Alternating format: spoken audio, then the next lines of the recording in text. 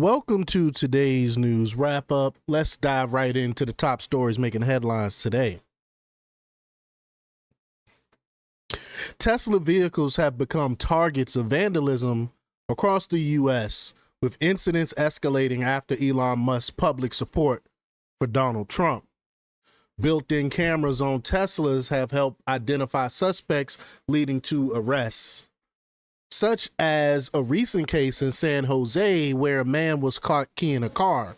Authorities, including the San Jose police chief, have condemned these acts as senseless crimes, urging respect for differing opinions. In Portland and San Francisco, vandalism has taken on a political tone with threats and graffiti aimed at Tesla owners. Officials emphasize that disagreements should be addressed through lawful means, not destructive actions. But of course, we can't rely on the mainstream media to talk about these stories. And if it was people that were supporting Trump doing these things, it'd be all over the news, right? President Trump has announced plans to revive the use of coal-fired power plants to counter China's economic advantage. He criticized past regulations, claiming they restricted domestic energy development and benefited nations like China, which expanded its coal infrastructure. Trump signed an executive order to roll back environmental restrictions and declared a national energy emergency to expedite energy infrastructure projects. A lot of people don't know we have enough coal in our country to power our entire country for over 200 years. But the Environment Protection Administration outlined plans to reconsider past emissions rules, aiming to reduce regulatory costs and increase energy reliability. Officials argue that easing these restrictions will boost job creation and lower energy costs while addressing surging electricity demand. Critics are concerned about the potential environmental impact of these changes. Two IRS whistleblowers, Gary Shapley and Joseph Ziegler, who faced retaliation during their investigation into Hunter Biden's tax case, have been promoted to senior advisory roles at the Treasury Department. Good for them. Treasury Secretary Scott Bessent emphasized their dedication as civil servants and announced plans for them to investigate misconduct within the IRS. The whistleblowers had previously been subjected to illegal gag orders and removed from their investigation, actions criticized by the House Ways and Means Committee.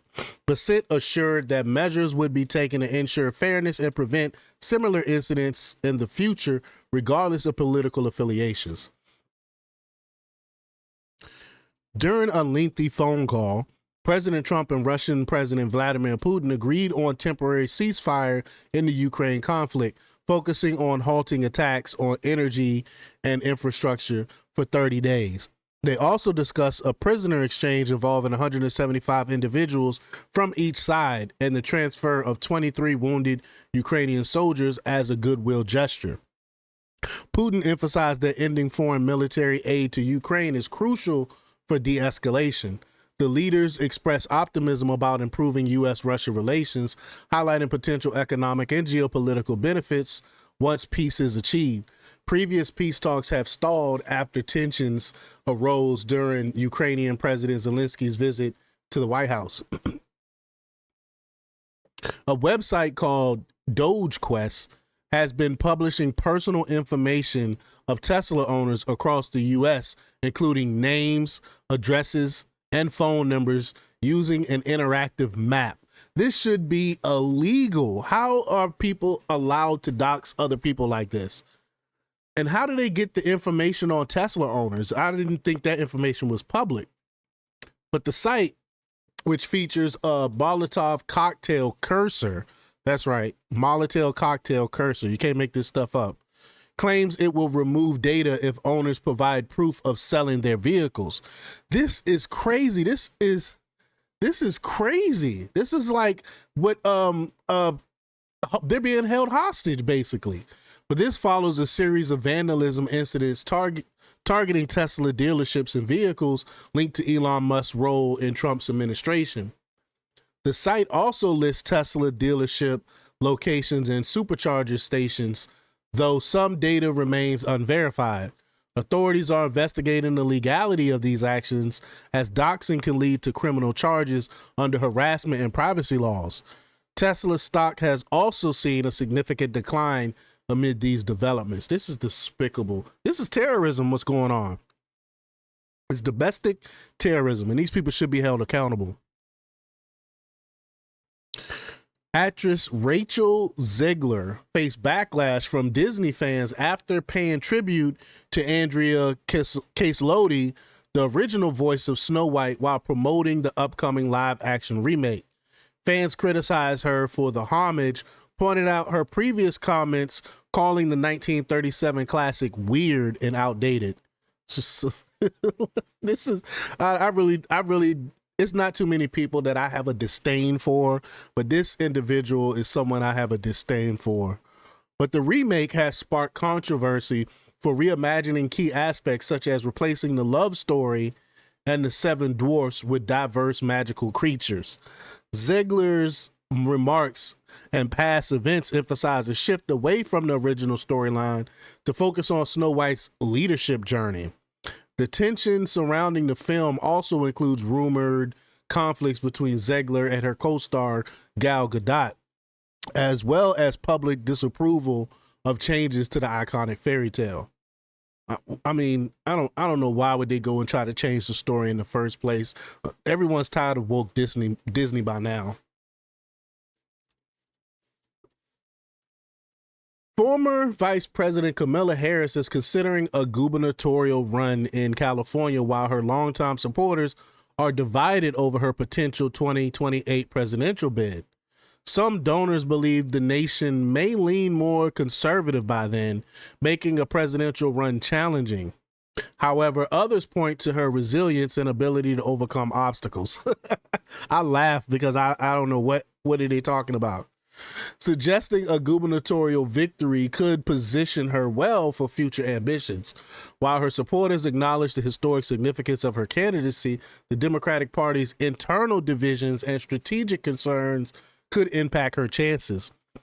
Critics within the party emphasize the need for a broader strategy to address the shifting political landscape and the importance of appealing to a diverse voter base. This is why you see Gavin Newsom try to climb a little bit towards the middle, but he's unbelievable. No one believes him to be a moderate. But Harris has yet to make a decision, but her recent public appearances have revived interest among some donors. The U.S. Institute of Peace, or USIP, faced a takeover by Elon Musk's Department of Government Efficiency following an executive order from President Trump. Doge officials, accompanied by law enforcement, entered USIP's headquarters to enforce leadership changes, despite resistance from former staff who argued the institute's independence. Critics have long questioned USIP's effectiveness, citing its reliance on federal funding and limited success in achieving its mission. Yeah, there's absolutely no peace. The White House defended the move, emphasizing accountability for federally funded entities and dismissing claims of overreach. This incident reflects broader efforts by the administration to restructure government-funded programs and address inefficiencies.